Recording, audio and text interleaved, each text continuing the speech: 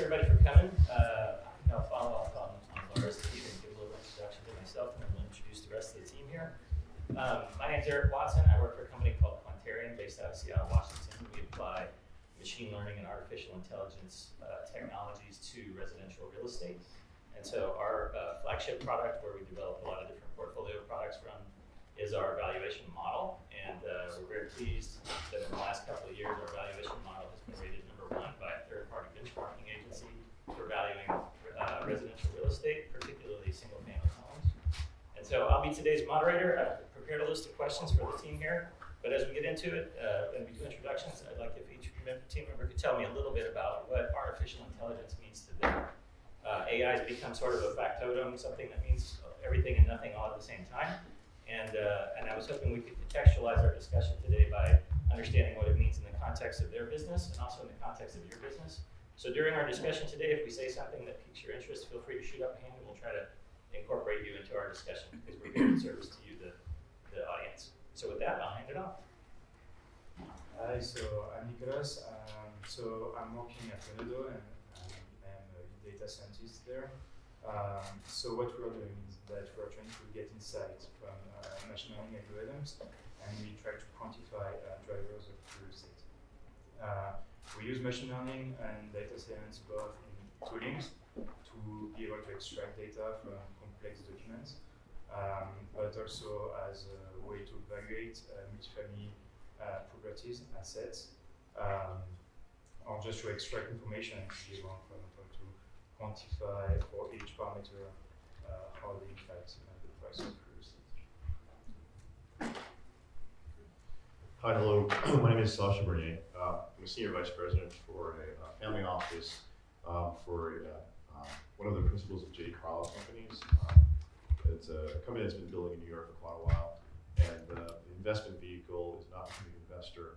And we have a partnership with a group called Kendall Ventures, in which we basically incubate and seed not just real estate prop tech startups, but all across the spectrum of AI, robotics, IoT.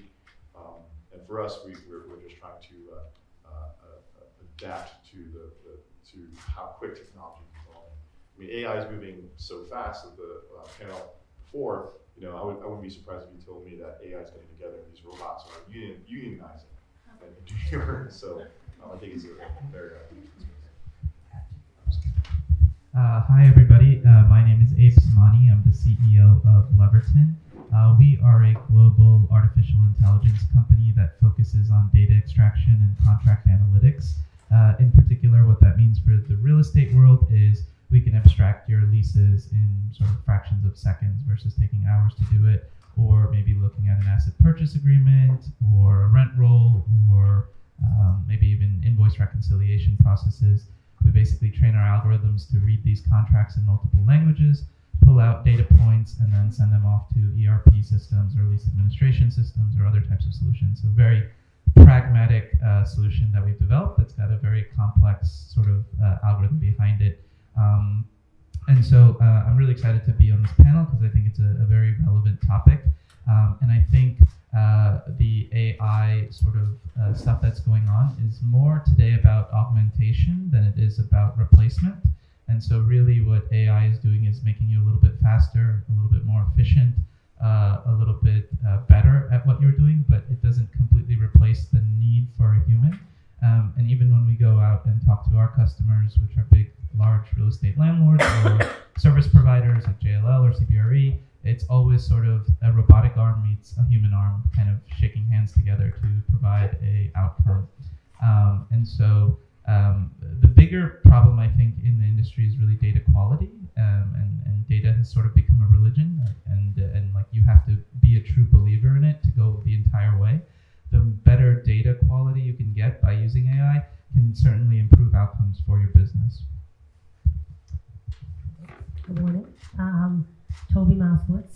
I'm a former venture capitalist, so always love hosting. So welcome everybody, and thank you, Steve, for coming here to join us in Williamsburg. About 10 years ago, I got involved in real estate. And I've been accused of being a venture capitalist in the real estate business just because of the bricks and the land that I purchased have always been areas that are outside of, sort of more emerging areas. And excited to see over the last, I'd say 3-4 years, here in New York, as technology has become a much deeper part of real estate. I read somewhere that the real estate business globally, construction in 2017 was about $1 trillion, and leases, residential and commercial, close to $1.5 trillion. And in the real estate business in the U.S., there's been very little innovation, and I think that we're at the cusp. There's, we don't have to get to the level of robots replacing anybody in buildings. I think there's a huge amount of incremental movement that we can, and we're certainly going to be making moving forward. In New York, it starts with conversation, but everything from looking at to how construction planning is done, people that still use manual activity in terms of lease analysis, and then of course the data and decision making. A lot of what's driven real estate, and one of the things that I'm most excited about, and I see the guys from Skyline here in the audience and heard him speaking before, is the use of artificial intelligence in making investment decisions, which I think could be have tremendous impact in how deals are financed. One of the biggest challenges I faced as a developer in emerging areas is what I call the Gordian knot of comps, and the way banks look at how do you prove that something is going to work. It's only if it's been done before. And I think AI could be tremendously impactful in realigning how banks and funds make decisions to finance real estate, which is backward looking in a world that's moving forward. And there have to be new kinds of metrics and new kinds of systems that allow one to demonstrate the viability of a deal outside of saying someone else did it, which is a very, very simplistic, stupid almost way of making investments. It means you can't buy every piece of land that I bought that was below market. I was the first, now I was the comp.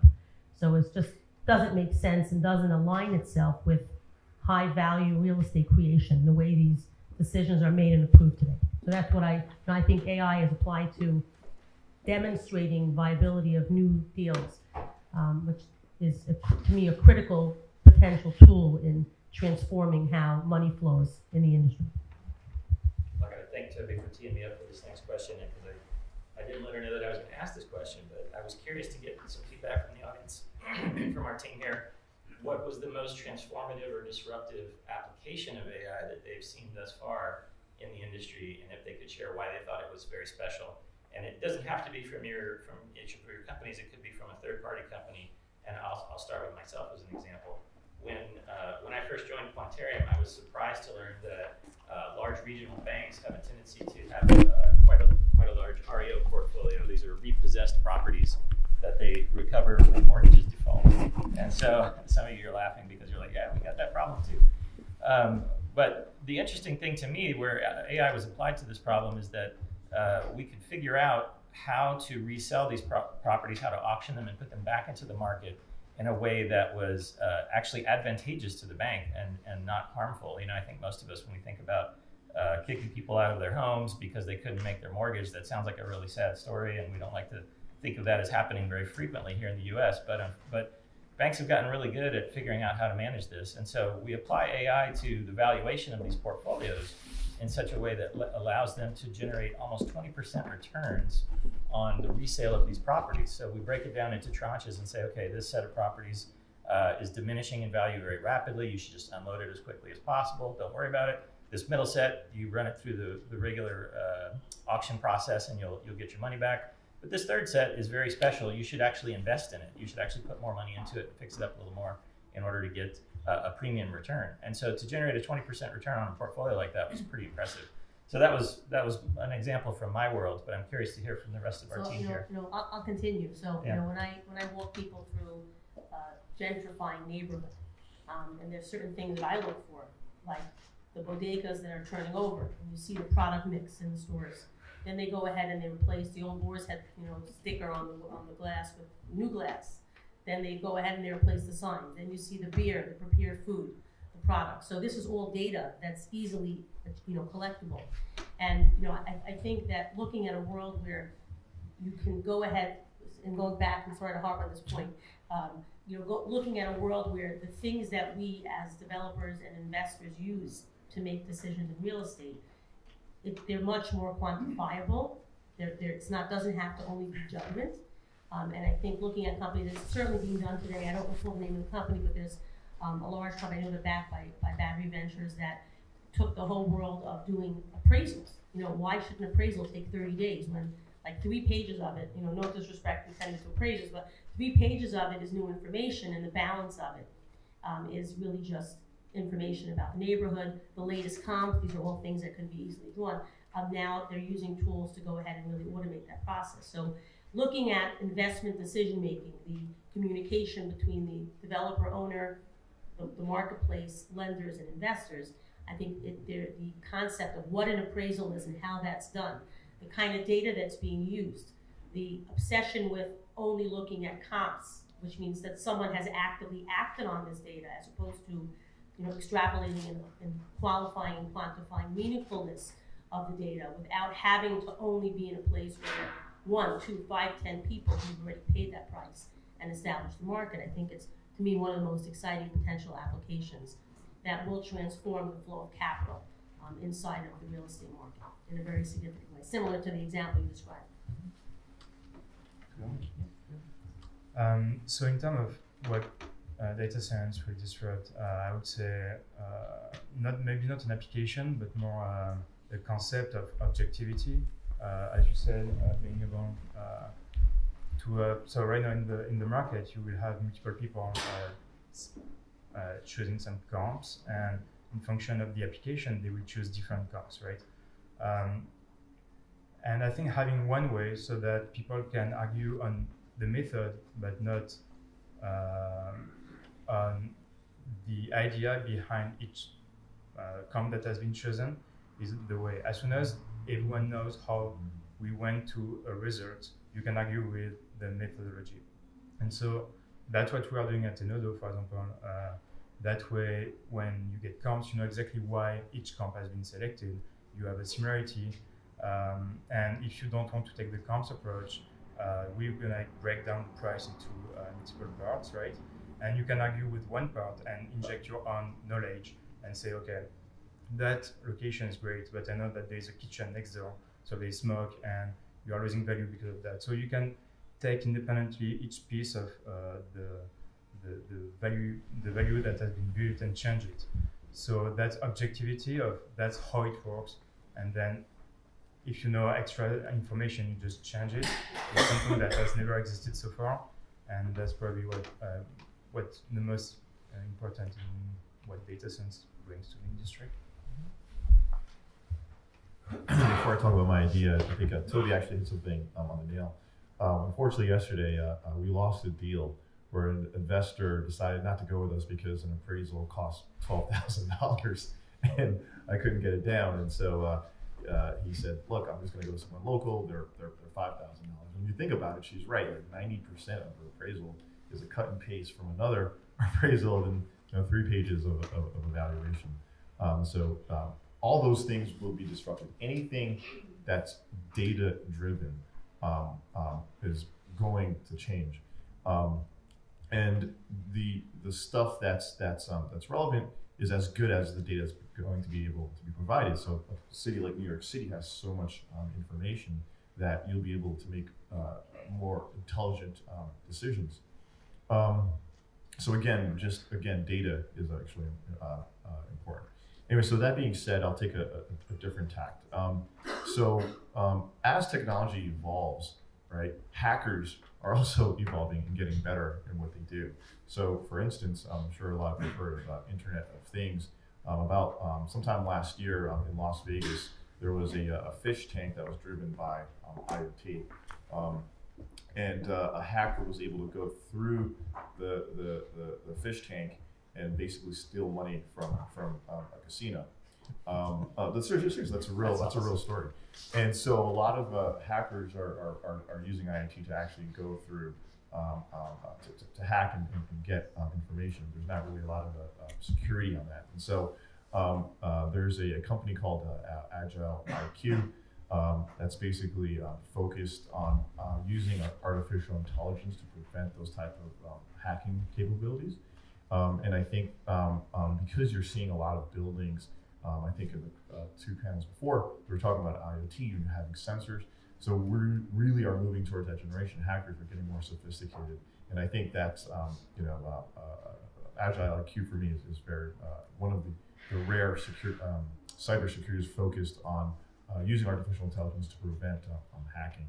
Because it's not a space. Most of the cybersecurity that you're seeing, they're covering more bigger data information sets, and not these micro, small sets that hackers are getting more sophisticated. I'm actually going to go outside of real estate because I think we'd be amiss if we didn't talk about the big giants who are probably making the most advancements in AI. So certainly in the past couple of years, just the Google Home products, the Alexa products, the WeChat products in China, those have permeated your homes essentially. They're constantly collecting data. That is something that they've sort of flooded the market with, where virtually you can get these products for free if you look to the right discount or coupon, and they're basically just trying to enter the home in such a way where if we had come out 5 or 10 years ago and say, hey, we want to put an AI robot or a product in your house, everybody would freak out. But if you have a Google Home, you're kind of cool and you're, have all these interesting things going on. I think that is the consumer side of things that has always been the avant-garde in AI because of the ability to collect lots and lots of data. On the enterprise side, on the investment side, it's been a little bit trickier because most of that data isn't well structured, which makes it hard for computational purposes. And the real estate market in particular, one of the reasons it's been a little bit slower to innovate, unlike maybe the hedge fund world, which is another asset class, is simply because it's been highly profitable. So if you create enough alpha for lots and lots of years, you don't really find the need to innovate as much. The depreciation benefits in America are so immense and sort of like almost don't make common sense that like a building continues to appreciate in value forever, but you can depreciate it every 5 years. It makes it a really high performing asset class. And so when you bring in innovation like AI or machine learning or even robotics for some example, and you say, hey, I can make your building a little bit more efficient, or I can do this.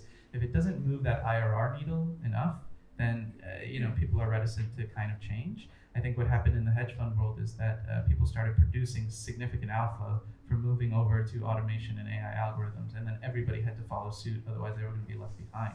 And of course, then you have flash crashes and things like that that are, add to the complexity of the AI game. But for the real estate market to continue to progress, I think this is going to happen. It's just a little bit slower because let's say the average real estate transaction takes 60 to 90 days. The average trade in the stock market now takes milliseconds, right? So there's a lot of different places that we can innovate, but you have to compress something. You have to compress the timelines, you have to compress the cost, you have to take that appraisal from 12,000 to 3,000. No, it's not going to go to zero, but you have to do something to compress enough where on a multi-million-dollar transaction, you are actually able to create a little bit more alpha. This is a little bit off topic, but he mentioned Google. So anytime Google says, hey, we're going to provide you free artificial intelligence data, use our data, don't do it, because all that means is Google is taking your information, getting better, and going to use AI to probably take you out of business and take whatever concept that you have. And so, for instance, Thanks for the warning. so we have, for instance, there's a company that we're partners with, invested in, called BuildStar.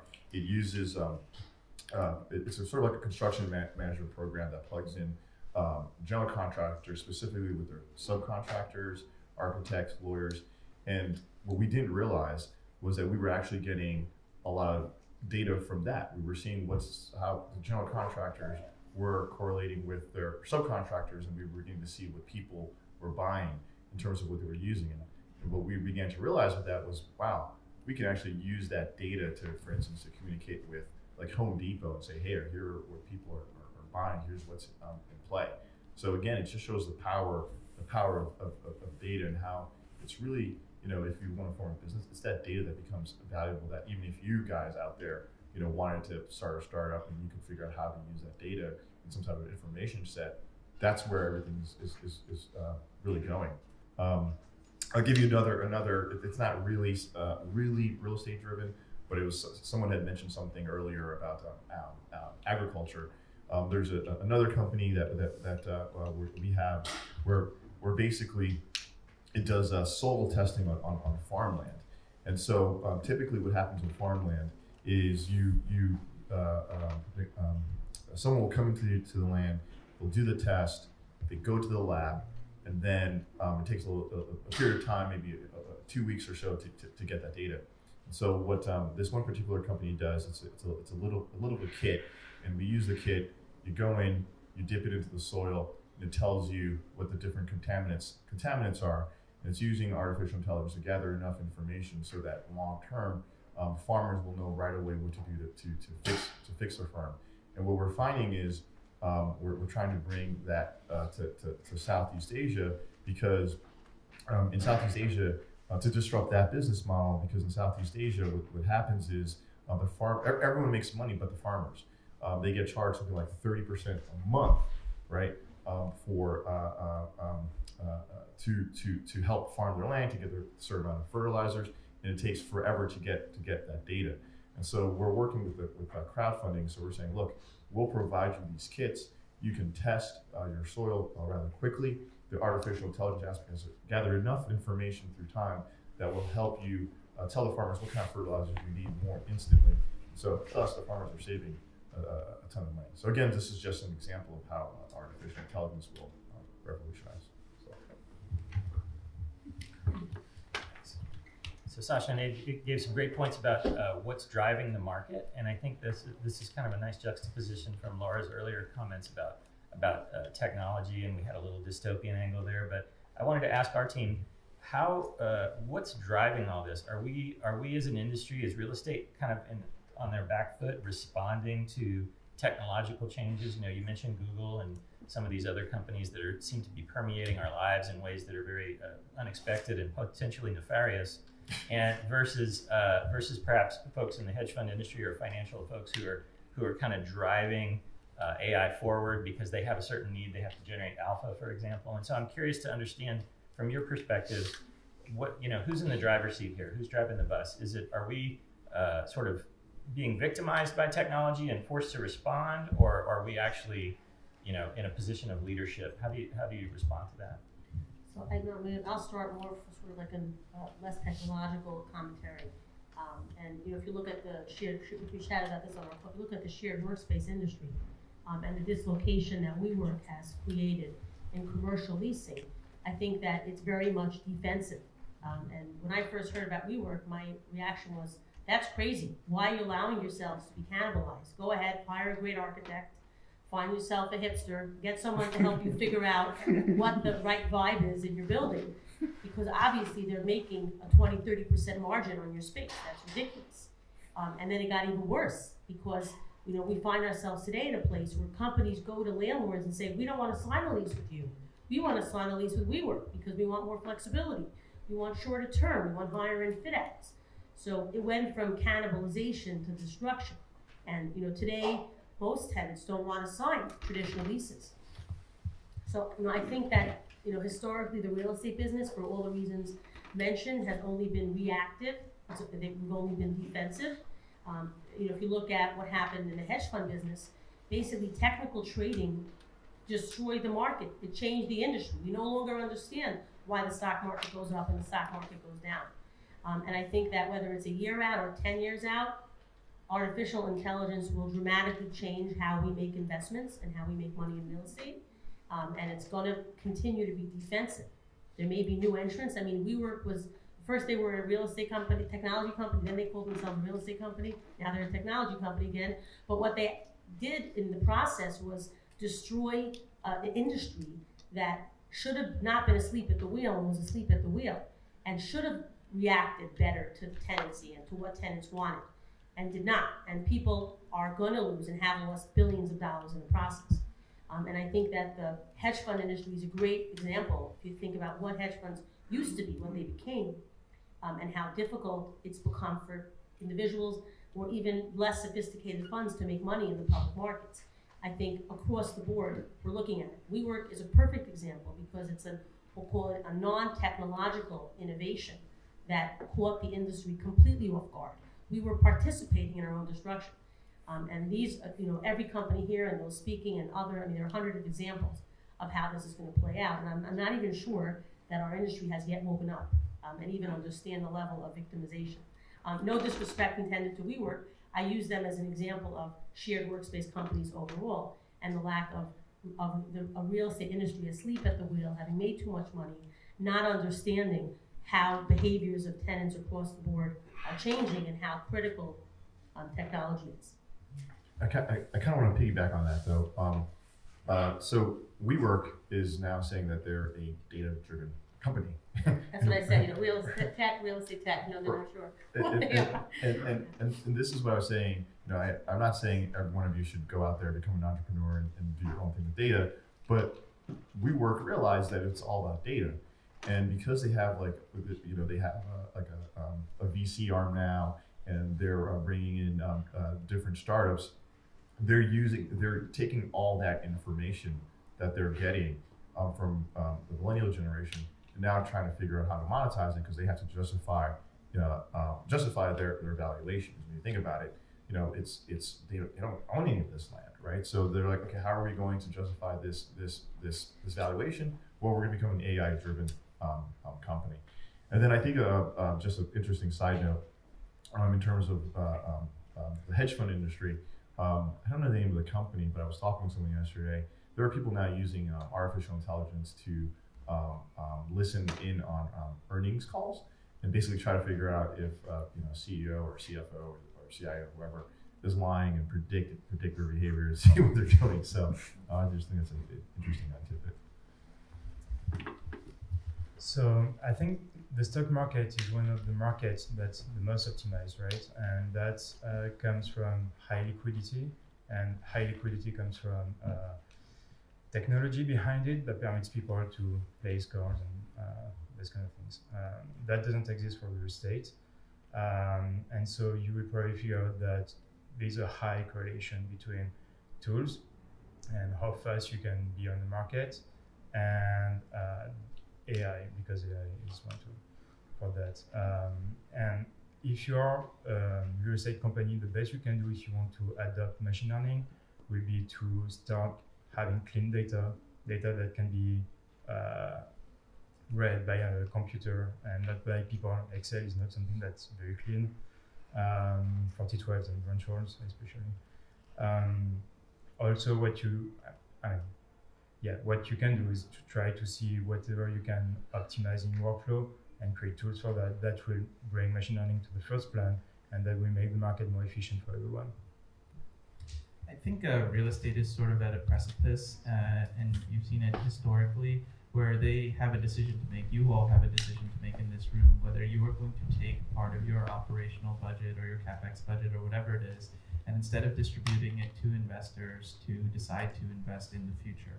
If you look at industries that did not do this well, that would be the automotive industry, that for decades made tons and tons of cash, decided not to invest in innovation, and the tech industry stepped in, and then you have things like Tesla and other things that have come in and sort of disrupted. Then you have the tech industry on the polar opposite side, where Google and Facebook are just flush with cash, Apple's flush with cash, and they kept redeploying it into their tech to make it better. The real estate industry, I mean, let's be honest, the good times are rolling right now. Interest rates are still at all-time lows, cap rates keep dropping, occupancy is high. Like from a commercial side, things are pretty good. Mortgages are like at an all-time high. So this is the opportunity where you have to decide, like, okay, maybe I'm not going to distribute 10 or 12% this quarter to my investors. Maybe I'm going to do 9 and 11 because I want to take some of that cash and invest in the future of my strategy and the ability to innovate. And that's a really hard decision to make, and I understand that. But if you don't do that, then certainly the real estate industry will continue to be slow at adopting. My recommendation for those of you who are looking to figure out, okay, what kind of technology should I pick? Pick pragmatic solutions to start off with if you're not already knee-deep into it. Pick things that are tangible. Pick things that you can pilot and proof of concept and roll out really quickly, that don't take like 5 years to like kind of figure out. And then as you get your feet wet, you can go deeper and deeper and increase your budget accordingly. But take it slow. Let's not pretend that like the real estate industry is like tech experts and all of a sudden everybody's going to be innovating tomorrow and you're going to be, you know, flying around from building to building. It's not going to be like that. Reflect on what your industry actually is and what it is. What is the art of the possible? And if you do that, you will actually achieve results rather than being disappointed by deploying a technology that failed or didn't actually meet your requirements. So that would be one of my recommendations. So I just want to build on that a little bit. We have time for one more question, and then we'll open it up to the audience. Abe was mentioning complacency in the marketplace and complacency among real estate developers and investors. And meanwhile, Nicholas mentioned data and the difficulty of having clean data. So I want to dive deeper a little bit more on the obstacles, and also if we could touch briefly on the regulatory environment. So what are some of the obstacles that you see your customers struggling with? Because I get a lot of skepticism from some folks in the real estate industry. They say, hey, look, we're making money. Everything's great. Appraisal's been the same for the last 100 years, and we really don't necessarily need it to be any better. We do need it to be cheaper, as Sasha pointed out. But hey, this will all work itself out, and there's really no cause for alarm, right? So, what do you say to those folks that are skeptical, that think that they really shouldn't prioritize tackling these challenges today versus waiting for what comes next? I would recommend you Google General Electric, and I think it was Bloomberg Magazine, wrote a phenomenal article about the company that was once an icon. I remember growing up in General Electric, it was like everybody had GE in their portfolio, and the long and short of it is that they basically allowed themselves to become a finance company where they hid their real business and their business performance by moving money around. Does that sound familiar? Over the last, I'd say, 5 years, real estate, the biggest strategy has been what we call value add, which is essentially an interest rate play. It's bullshit. It's not value creation. And I think that with that in mind, to be able to succeed in the next 10, 20 years of real estate, as an investor, putting money into real estate tech companies, or as a company looking at where to focus, I think that heavily regulated areas like title, for example, I think that's never going to change. There are too many people making too much money. The blockchain may succeed in Dubai, where there isn't a 100-year history of title companies and people making money across the board. It's not. I don't believe it's going to change anytime soon. But everything from construction management to lease analysis to predictive decision making in terms of how investments are made, to certainly every element of the real estate process, from vetting properties and deals to building them to investing in them. Those are, we'll call it, capitalistic driven. Uber certainly was a huge success and taught us a lot about changing regulatory environments, but I think in real estate in particular, there's certain critically entrenched areas that deal with federal government, deal with city government, state government, that I think are really, with great difficulty going to change. No one has incentive. So, I would focus more on the way in which projects are sourced, built, and managed. I think there's been real estate, for as big it is, we're bigger than the manufacturing industry globally. Between construction and leasing, we've had a modest amount of actual innovation in how any of that is being done. We're still stuck in the 1970s and 80s. Very, very little innovation across the board. So lots of room to make money in what is the biggest global industry.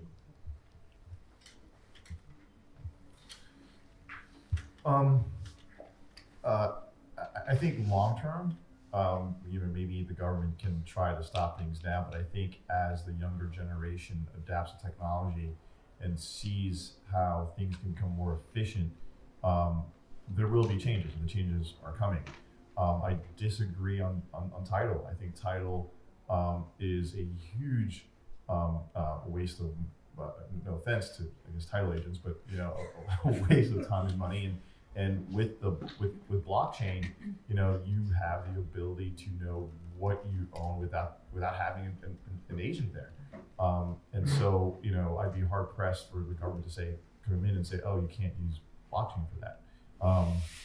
And in terms of other technologies, if you aren't efficient, then others will be efficient, and you're just going to lose money, right? So, for instance, if you are able to, so just in you probably know this more than me, Toby, but when you're building a building, one of the main reasons why it's hard to have a rental is because of the cost of labor, right? If you got to pay $400, already on hard cost, right? You're already not going to pencil out a rental, right? And not to harbor on unions, but a big part of that is because of union labor. So if you can come in and bring a robot and cut that by a significant amount, you're more likely to be able to build a rental. And for a lot of family offices, the way that they were able to make money was, long term they had rentals, right? It's cash flow, and then long term that value rises. So if you want to continue that, right, you have to become more efficient in this environment. So I think long term, you have to start thinking about how do you adapt. I think a good place to start in the way to actually create innovation is to like make a list of maybe 10 answers that you want to figure out the questions to. Start at the answers and figure out what are some acute problems that are annoying to you as a company. Okay, my property managers waste too much time doing X. And then figure out if there's a solution to kind of go about and solve that. Or it takes us too long to abstract leases. We're burning the midnight oil on Friday night doing this is stupid. Or, you know what, every time I need to go to committee to get this investment, we have to pay $12,000 for an appraisal. That's dumb, right? Like make a list of these things and then work backwards to kind of find the tech that can solve those problems. I think one thing also that happened in this industry is we have, like people don't realize that there's like 2,500 or 3,000 real estate tech companies just like in the Americas and probably in Europe. That were actually, all the logos were identified by like Realcomm last year, which was really interesting. There has to be some consolidation. There's just way too much of like little money going here and there. I think one of the reasons the tech industry was so successful as what they do is because they have an oligopoly essentially. So there's choice, but there's not that much choice, which eventually you decide that you want to trade in convenience for like lots of choice. I think if that happens also in the real estate tech industry, it'll drive a lot more adoption, which is what you really need. Because at the end of the day, we don't get billions of data points from search engines.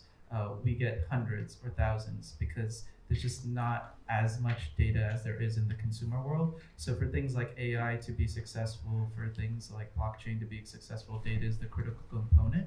And there are only X amount of assets in the country. It's a lot, but there's only X amount, right? Versus like the unlimited amount of Google searches that take place, for example. So I think going at it from a very pragmatic standpoint, as an owner, as a broker, as a capital markets provider, find out what your pain points are and then like find the tech to kind of solve that and try to go at it from that standpoint, and you'll have incremental success. And if everybody kind of did that at the same time, I think we'd have a lot more widespread adoption rather than sometimes what I get when I go on pitches and stuff is more questioning hysteria.